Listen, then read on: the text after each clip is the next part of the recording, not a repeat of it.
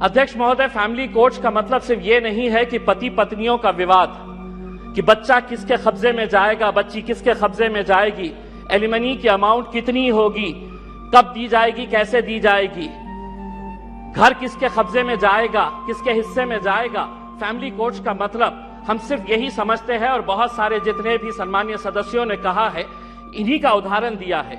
मैं मंत्री जी आपसे हाथ जोड़कर विनती करना चाहूंगा, हम एक ऐसे समाज के अंदर रहते हैं जहां एक नई संस्कृति को हम देख रहे हैं कि हमारे बूढ़े माँ बाप जिन्होंने हमें पाल पोस कर बड़ा किया है, जब वो बूढ़े हो जा रहे हैं तो इस देश के अंदर बहुत सारे ओल्ड एज होम्स खोले जा रहे हैं, वृद्ध आश्रम खोले जा रहे हैं।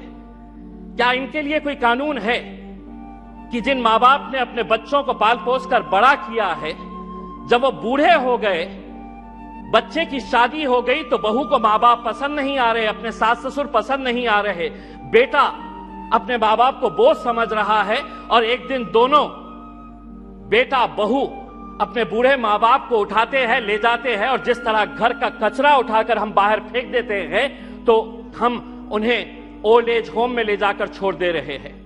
मैं तमाम सदस्यों से हाथ जोड़कर विनती करना चाहूंगा, मैं भी दिवाली के वक्त औरंगाबाद के मेरे चुनावी क्षेत्र के वो एक ओल्ड एज होम में गया था। मंत्री जी, हैरानी हुई वहां पर देखकर कि एक रिटायर्ड जज वहां पर उस ओल्ड एज होम में है।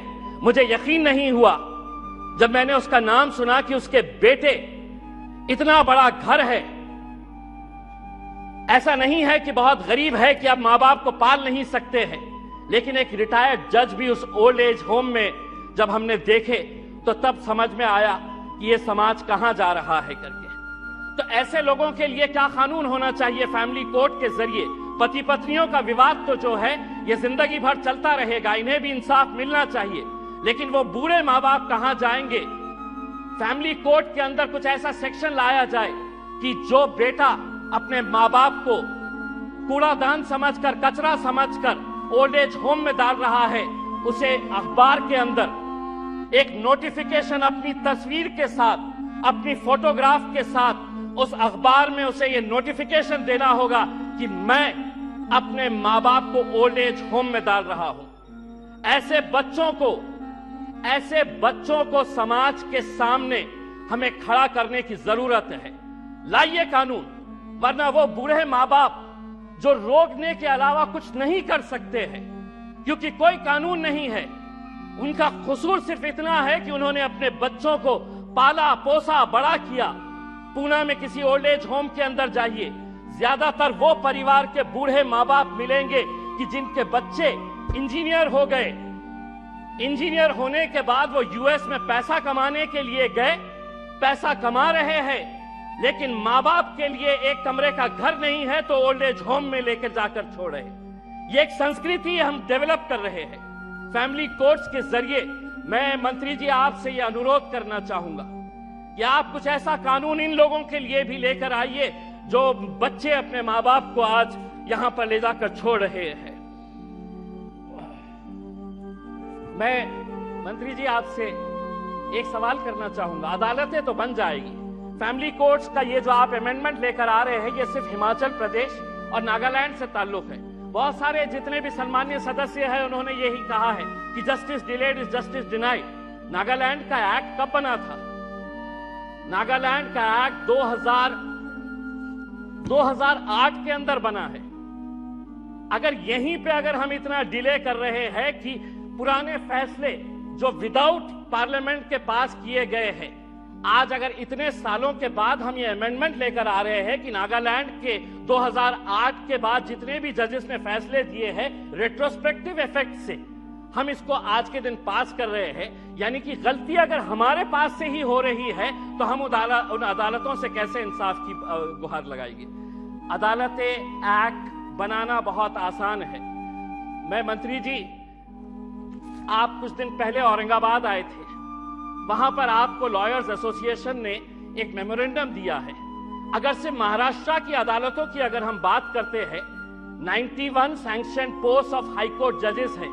अध्यक्ष महोदय, 91 पोस्ट ऑफ हाई कोर्ट जजेस हैं, उसमें से महज 56 जजेस हैं, यानी कि वैकेंसी आप देख लीजिएगा कि तकरीबन 40% वैकेंसीज है। अब मैं आपको अंदर की बात बताता हूं। हाईकोर्ट के जजेस जब अपॉइंट किए जाते हैं तो सुप्रीम कोर्ट का कॉलेजियम इसे डिसाइड करता है।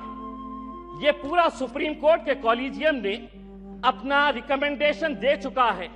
क्या वजह है कि सरकार ने इसे इतने सालों से रोक रखी है? क्यों नहीं? आप अगर ये मानते हैं, सभी लोग कह रहे हैं कि पेंडिंग केसेस है, तो सरकार की क्या मजबूरी है कि हाईकोर्ट के जजेस जब सुप्रीम कोर्ट कॉलेजियम ने रिकमेंडेशन भेज चुका है तो सरकार क्यों रोक रही है? हम भी जानते हैं, विपक्ष अच्छी तरह से जानता है कि क्यों रोका जा रहा है करके, लेकिन आज जब आप जवाब देंगे तो हम उम्मीद करेंगे कि आप इन फैमिली कोर्ट्स के अलावा, क्योंकि आज आप एक्ट तो अपने आंकड़ों के जरिए पास कर लेंगे, लेकिन सिर्फ इमारत बनाने से इंसाफ नहीं मिलेगा।